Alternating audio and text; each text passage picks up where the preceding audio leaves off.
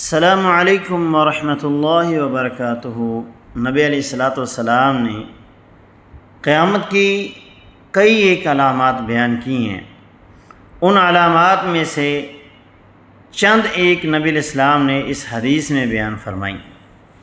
آقا علیہ الصلاۃ والسلام ارشاد فرماتے ہیں، قیامت کے قریب دنیا سے علم اٹھا لیا جائے گا، جہالت عام ہو جائے گی، شراب کثرت سے پی جائے گی اور زنا عام ہو جائے گی۔ اس حدیث مبارکہ پر جب ہم غور کرتے ہیں تو ہمیں پتہ چلتا ہے کہ علم دنیا سے اٹھ رہا ہے، اور نبی علیہ السلام فرماتے ہیں علم کا اٹھنا علماء کا دنیا سے فوت ہونا ہے۔